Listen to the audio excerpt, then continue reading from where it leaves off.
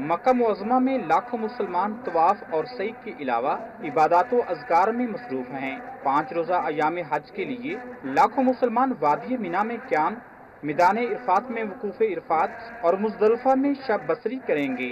आज़मीन हज मक्का मुकरमा से मिना पहुँचेंगे, जहाँ दुनिया की सबसे बड़ी खैमा बस्ती आबाद होगी। मिना में रात बसर करने के बाद आज़मीन हज मैदान इरफात में रुकन आज़म वकूफ़ अदा करेंगे।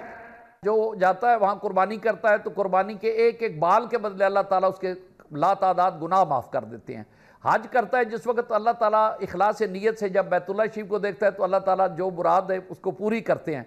तौबा करता है तो हज अगर बाज़ाब्ता नेक नियती इखलास के साथ करे तो हज के मैदान से जब आके तो अपना एहराम खोलता है तो वो इसी तरह हो जाता है जिस तरह आज माँ के पेट से जन्म लिया है। 2 हज के फ़राइज़ हैं।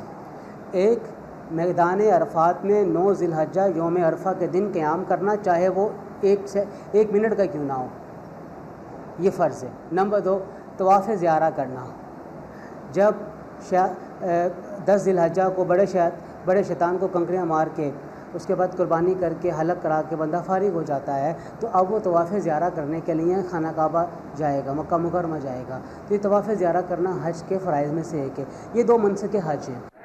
मस्जिद निमरा में खुतबा हज के बाद ज़ोहर और असर की कसर नमाजें एक साथ अदा की जाएंगी। सूरज गुरूब होने के बाद हुजाज किराम मुज़दलिफ़ा रवाना हो जाएंगे, जहां वो मगरिब और इशा की नमाजें एक साथ अदा करेंगे। मुज़दलिफ़ा में रात क़याम के दौरान हुजाज रमी जमरात के लिए कंकरियां चुनेंगे और तुलू आफ्ताब के बाद मिना रवाना हो जाएंगे, जहां सबसे बड़े शैतान को कंकरियां मारी जाएंगी। रमी के बाद हुजाज जानवर की कुर्बानी और सर मुड़वा कर एहराम खोल देंगे। इसके बाद मक्का मुकरमा जाकर मस्जिदुल हराम में तवाफ, ज़ियारत और सफ़ा मरवा के दरमियान सही करेंगे।